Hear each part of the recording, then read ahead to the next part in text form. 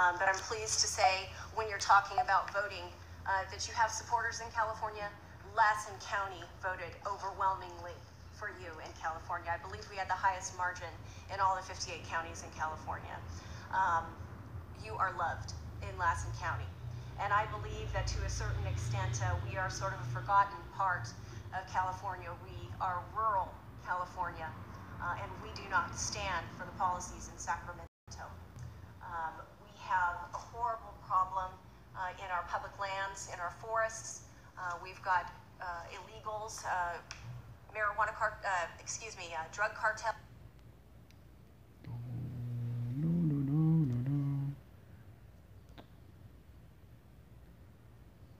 Sorry, people. Who file charges, that do the best that they can. But these people are coming into our forests. They're endangering our citizens. They are armed. They're setting up camps, and they're growing mass amounts of marijuana on our public lands. They are killing wildlife. They're diverting streams. The damage that they're causing, both to the economy and to our public lands, is going to be generational. A large portion of these people that are coming in to do this are illegal immigrants. Because of the legalization of marijuana in California, now we're seeing those same individuals working with other criminal groups, the Asian groups, the Russian groups, the motorcycle groups, all kinds of organized crime. It's bringing into rural California. Made it worse? The legalization made it worse, yes. I believe the legalization made it worse. I've been appalled. As a district attorney, someone who's sworn to uphold the Constitution and the laws of the state, that we have fallen so far in California. We also have other issues. We are prosecuting an illegal immigrant right now who has been deported several times and has had a violent criminal history, who hit and killed a 16-year-old kid, a boy in our community, and fled the scene. So his case is pending right now. After I brought the suit, I was promptly served with a gag order to prevent me from talking about the case. It's been very frustrating. Also, I've received correspondence, and I know that every DA's office in California has received correspondence from the ACLU and their affiliate organizations pursuant to the Freedom of Information Act and the California Public Information Act, wanting to know what policies, we want to see what policies your office is implementing. What have you done to ensure compliance with SB 54? Well, the response from my office was very simple. We have nothing, because this office will stand for the rule of law. Lassen County stands for the rule of law, and we have no policies to give you because we will not issue such policies from this desk and from this office. We stand with you. We are delighted with the actions that you have taken, Mr. Sessions. The people of Lassen County stand with you. I stand with you. And we appreciate everything that you're doing. Thank you. You're welcome. Beautifully said. Thank you very much. Tom? First of all, Mr. President, I want to thank you for having this meeting today, this roundtable. We appreciate your leadership on this issue. The Secretary, I appreciate your leadership and how you support law enforcement and the rule of law. AG, I can't say enough good things about what you've done for law enforcement. You know, I hear a lot of things today about sanctuary cities and the law. I'm not the smartest guy at this table by any means, but sanctuary cities, they want to take the Attorney General on and get their funding, even though they violate federal law, to keep criminal aliens in. But they don't want a wall to keep them out. To me, that's just backwards. And I just want to spend a minute saying, separating fact from fiction, please. I hope the American people can understand the fight about sanctuary cities. I appreciate the American patriots in this room that have joined this fight, which is a good fight, it's a right fight. The intentional mismessaging of sanctuary cities and what they do, I hear they protect the immigrant communities, and they don't. It's the complete opposite. When you release a criminal alien from a jail, they're going to go to the very communities in which they live and reoffend. Anybody can Google recidivism rates. Over half reoffend the first year against the very immigrant communities in which they live. So you're not protecting the immigrant community, you're putting them at greater risk of crime. And when you force an ICE agent, where you can take someone, the custody of somebody in the safety and security of County Jail and force it in the neighborhoods, You put our officers at risk. You already put the public at risk. And we're gonna find others who weren't even on our radar. So you put the community at greater risk of crime, you put them at greater risk of ICE arrest, and you put the heroes, the law enforcement officers, at great risk. This is National Police Week, as said earlier, and I want to talk about the messaging, the mismessaging from some of these groups and some of these politicians about what ICE does. When you read that, you know, sanctuary cities protect the immigrant communities, but also we don't want to be commandeered, we don't want to be ICE agents. We have never asked anybody to be an ICE agent. We don't want any law enforcement officer to be an ICE agent. What we want is access to a county jail to talk to somebody that we know is here illegally in violation of federal law that committed yet another crime. You can't tell ICE to prioritize criminal aliens and not give me access to the jail. It just don't make sense. And the final point I want to make, in defense of the brave men and women of the Border Patrol and ICE, I'm tired, I'm sick and tired of the constant vilification of these men and women who leave their home every day and strap a gun to their hip, leave the safety and security of their families to defend this nation and to defend their neighborhoods. When you have a congressman standing in front of the ICE office in New York City and call us the Gestapo, comparing what we do to war crimes, when you got a congressman who said, quote, the cowardly acts of ICE officers that terrorize innocent immigrant communities. ICE does more to protect the immigrant community than any politician ever has done. We've arrested several 100,000 criminals removed from the streets. For those people who want to keep vilifying the men and women who took a sworn oath, who are enforcing the laws enacted by you, Congress, the next time you think about vilifying the men and women of ICE, I want you to do what I did this week. I want you to go to the National Law Enforcement Wall. I want you to walk that wall and read the names on that wall. Over 400 Border Patrol agents and ICE officers whose hearts stopped beating, defending this nation.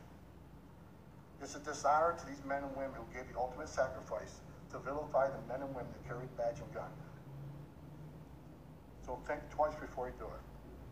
And as far as the hate that I take for defending the men and women of ICE and Border Patrol, that will stop the day my heart starts to beat. Then it won't end. And even though I may be retiring soon, this fight doesn't end with me. I'll stay engaged and I will keep fighting for you, sir. So thank you very much. I've worked with 6 presidents, and I respect them all. But no president has done more than you for border security and for law enforcement. I think every law enforcement officer at this table would agree with me. Thank you very much. No, that's very nice. That's a great compliment, believe me, because you have indeed worked for 6, and all 6 respected you greatly. None more than me. Thank you very much. I just wish you could have said that to the press, but here's the good news. You have such a beautiful full head of hair. You look good even so. I appreciate it, Tom. That's really nice. Thank you very much. Elaine? Good afternoon, Mr. President, and thank you for inviting us here to share our thoughts with you. I'm Elaine Genoway, Mayor of the City of Laguna Niguel in Orange County, California. And so really appreciate the opportunity to let you know what our residents are feeling. But first, I'd like to ask Director Helm, please let the men and women of ICE know that they have our gratitude and our deep, deep appreciation for what they do. But you know, Laguna Niguel took a stance against SB 54 because that is the greatest threat to the safety of all of California residents, all of our residents, all of our communities, and that includes our immigrant communities. The siloing or preventing law enforcement agencies from talking to each other is a threat to our agents and to the communities. And our country learned a very tragic lesson on September 11th. And that's what happens when law enforcement does not communicate. So isn't it ironic that in an age of calls for increased transparency, that the California legislature wants to prevent that? So we think that all of our residents deserve to live in a safe community. And also, Mr. President, there is an area where we need your assistance with. We will support you on preventing SB 54 and upholding what ICE does. But in California, we need your help with sober living homes. Orange County has become known as the Rehab Riviera. So HR 5724 is just being introduced, and we would appreciate help with that because local control is being attacked from Sacramento every single day, and that is one other issue. Okay, thank you. All right, Thank you very much. appreciate that. Steve Miller, would you like to say something? Just what an honor it is to be able to work for a president who has the backs of our law enforcement officers. Everything you're doing every day is saving so many lives all across this country, and it's just an endless honor to be a part of it in even any small way. So, thank you, sir. Great job. Good afternoon, Mr. President. It's an honor to be here. I'm Kristen Gaspar, representing the largest county here today, San Diego County. I have 3.5 million constituents that I'm responsible for their public safety. If you look around this room, your tiny but mighty team, this is what Governor Brown classifies as low-life politicians. Well, here we are. You've heard about the problems, you've heard about the statistics, and I could have thought of a million things to say to you. I have a stack of 3,000 emails in my office. These are the emails that have come in, thank yous, people supporting what we're doing. And I have a tiny little stack of less than 50 where people are very upset with what we're doing in San Diego. It's going. We're getting built, right? They wanted it so badly, San Diego, they wanted it so badly. And I said, you know, if we build it, we will lose a big constituency because there won't be anybody saying we want the wall. But we had to build it. So I know they're very happy about it. Well, I'd like to share with you a story because sometimes humanizing the issue is really important, and the family reached out to me. And I brought with me one single photo on that plane since the stack of 3,000 emails was a little difficult to carry. But that photo was the last photo taken of 27-year-old Alexander Mason, who was gunned down by an illegal immigrant who had previously been deported. Now, as his family picks up the pieces of their lives that have been shattered, his killer lives openly and freely in a Tijuana motel. Now, it's really interesting what's happening in San Diego with our borders because we've created a situation where Governor Brown makes San Diego a great place to commit a crime because you have options. You can either be across the border in a matter of minutes and shielded by Mexico, or you have the option of simply staying put, shielded by Governor Moonbeam. So there are options, but there are real consequences for what's happening. And my heart just broke talking to Mr. Madsen about his son. And he described his son dying like a filthy rat in a parking lot, while this killer gets to just live freely in Mexico and being robbed of ever having the opportunity to have grandchildren. Now, he said something that stuck with me. He said, you know, my son, he was a true patriot. He was a wonderful human being, an exemplary citizen, lost because of the problem at our border. So this case and so many others, these are the faces. This is what we're fighting for. And we're all in because we're going to fight to protect our public safety, and we are going to speak freely about this issue until we can look back at our own children and guarantee their safety in our community. Thank you for your advocacy. Well, thank you very much. And do you find Mexico helps or does nothing for us? Mexico does not help with cases like this because it will take years. Mexico does nothing for us. They do nothing for us. And this family will... Mexico talks, but they do nothing for us, especially at the border. Certainly don't help us much on trade, but especially at the border, they do nothing for us.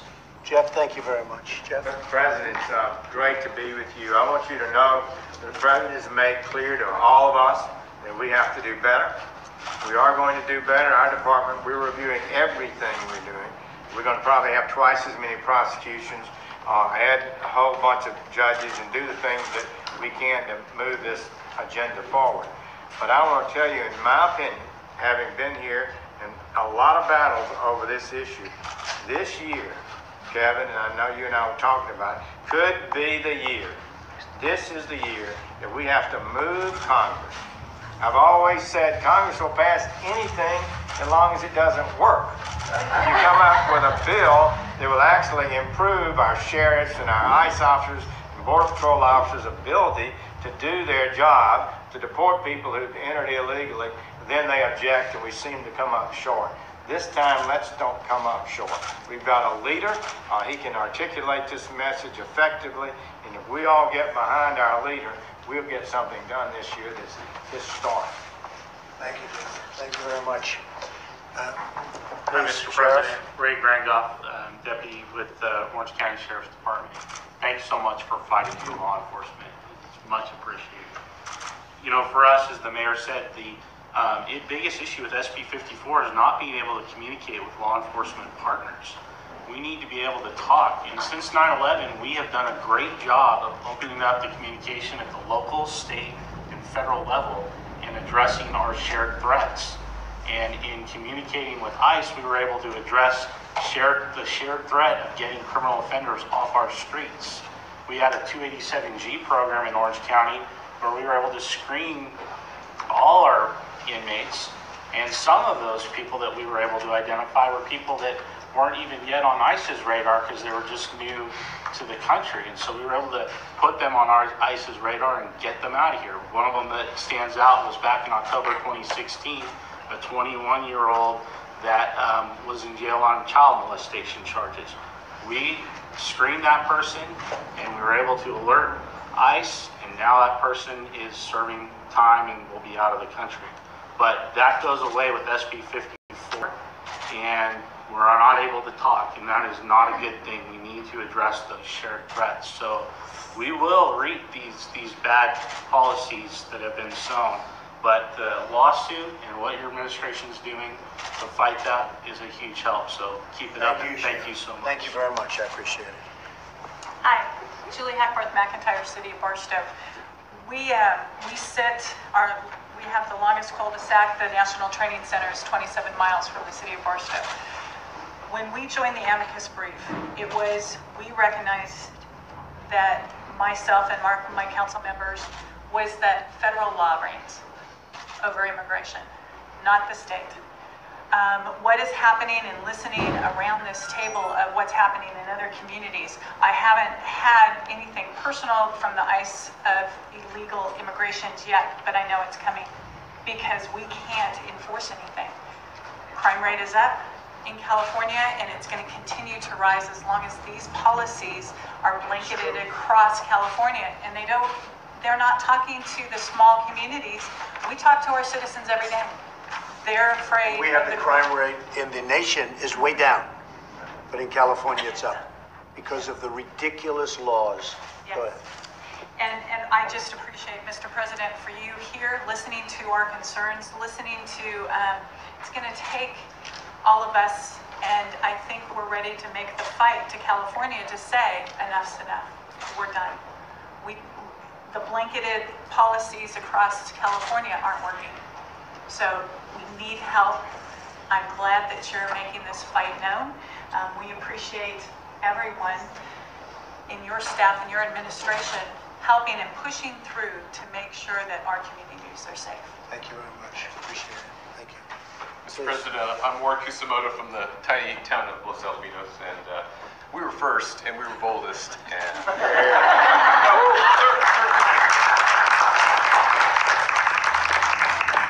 we've done something that no other city has done. We've actually passed an ordinance and exposed our city to the lawsuit, as Mayor Edgar said.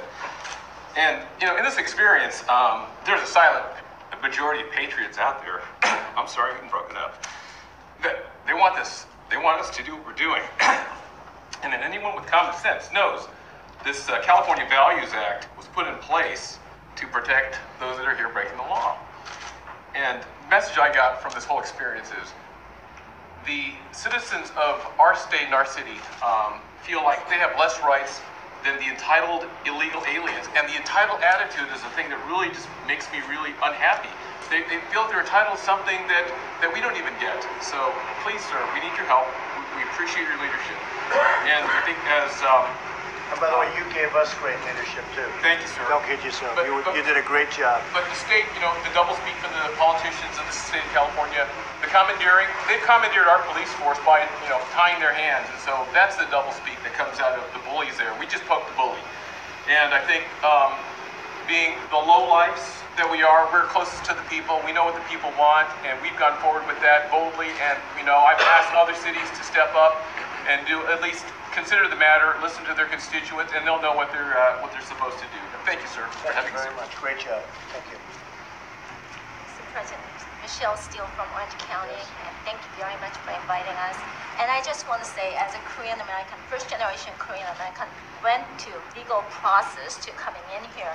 I really appreciate for the release of 3 Korean Americans from North Korea. Thank you. We really appreciate We're very happy about that. At the same time that, for SB 54, that because of city of Los Alamitos, they have 11,700 people living there, and they had a gutsy move, and then Orange County led. As of now, there are 9 counties of 58 in California that agencies or resolutions to go anti-sanctuary state. So, and then more than 35 cities as of now.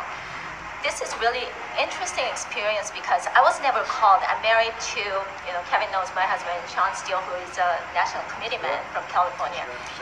This is the first time that I was called because I was going out for anti-sanctuary state of racist Big B. I mean, on the email that you get this, and I said, oh my God, first generation, how desperate that the other side are that, it's been called. But I am very, very excited that, Orange County actually filed a lawsuit to join Attorney General's lawsuit. So June 5th, that court is going to decide we can join the federal government or not. If it's not, then we're going to file a lawsuit. So we're going to work together in Orange County. Most of cities that, we came from, Laguna Niguel and San Juan Capistrano, Orange County is all with you. And you know what, people that I got all these emails, mostly positive. And then actually Berkeley study came out for 57% are against us. So for sanctuary state and 41% against sanctuary state. I don't think that polling is really right because whatever we get, we got all mostly positive ones except that person called. Right. Yeah. Well, you have done a great job, Michelle. We appreciate it. Fantastic job. Sheriff? Well, Mr. President, thank you for having us. And first of all, thank you for being a defender of the rule of law and for your overwhelming support of public safety and standing with the men and women who put their lives on the line every day. That's just tremendous. The great part about being last is there's not much else to say. So I won't, in the interest of time and out of respect of your time, I'll only add one point. And I know this is something that we've had conversations with Director Homan and Attorney General Sessions, and that's the detainer issue. For the sheriffs, that's a real problem for us. The federal court has said that honoring detainers is a violation of the Fourth Amendment. That puts us in a very precarious position from a liability standpoint, and we really need to be able to do our jobs without all of the interference that's going on. And certainly, I'm going to reaffirm Director Homan's comments.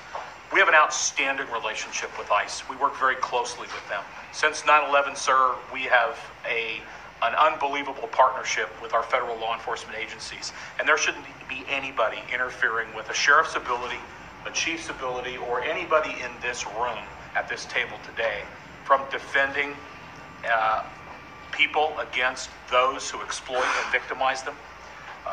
There should be no interference in our ability to protect our communities, to protect our national security.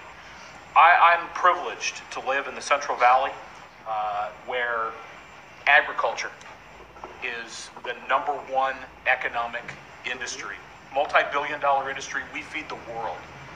ICE is not out sweeping through those agricultural communities. We're looking for the people, the criminals, not the people who are working, seeking a better life in America, send their kids to school, are out every day in agriculture, whether that's nuts, fruit, poultry, dairy, you name it. That's not what we're doing, sir. We're focused on those individuals who victimize and exploit the weak and defenseless, and we should be able to do that without interference. Thank you for having us. Thank you, Adam. That's fantastic. I want to thank everybody for being here. Very special people, and we are step by step. We're bringing it back, and we will bring it back. We will not fail. We'll bring it back. So thank you very much. Thank you very much. All right, let's go. Hey, let's go.